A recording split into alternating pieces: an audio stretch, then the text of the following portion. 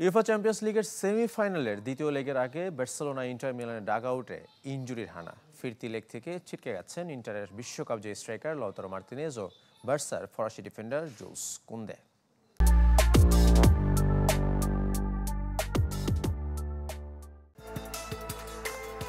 মিলানে যাওয়ার আগে বড় ধাক্কা বার্সেলোনা ডেরায়। সেমির প্রথম লেগে হ্যামস্ট্রিং ইনজুরিতে পড়েছেন কোপা দেল রে ফাইনালে জয়সূচক গোল করা জুলস কুন্দে। নিশ্চিতভাবে খেলতে পারবেন না দ্বিতীয় লেগ। বিবৃতিতে নিশ্চিত করেছে বার্সেলোনা। ধারণা করা হচ্ছে কমপক্ষে 2 সপ্তাহের জন্য মাঠের বাহিরে থাকবেন এই ফরাসি ডিফেন্ডার। অলিম্পিক স্টেডিয়ামে ইন্টারের বিপক্ষে 43 মিনিট পর্যন্ত খেলতে পেরেছেন কুন্দে। তার বদলি হিসেবে নামেন এরিক গার্সিয়া। 6 মে ফিরতি লেগে তাই বড় চ্যালেঞ্জ কাতালানদের। ইনজুরির হানা ইন্টার ডাগআউটেও। একই ম্যাচে চোট নিয়ে মাঠ ছাড়েন বিশ্বকাপ জয়ী Argentine striker Lautaro Martinez.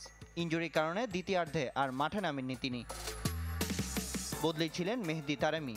Inter কোচও match শেষে জানিয়েছেন ফিরতি লেগে মার্তিনেজের খেলা নিয়ে খুব একটা আশাবাদী নন তিনি। সেমিফাইনালে চোট পেয়েছেন পিএসজি উইঙ্গার উসমান ডেম্বেলে।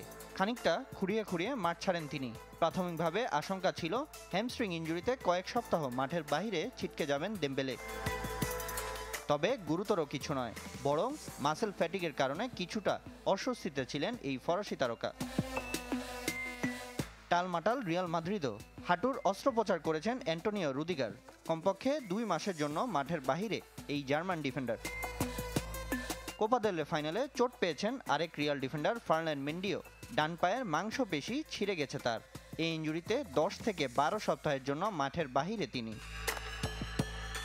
এছাড়া ডেভিড আলাবার বাম হাঁটুর চোটের কারণে করাতে হবে অস্ত্রোপচার, যার ফলে 6 থেকে 8 সপ্তাহের জন্য ছিটকে গেছেন তিনি। সামিন ইয়াসার, চ্যানেল 24।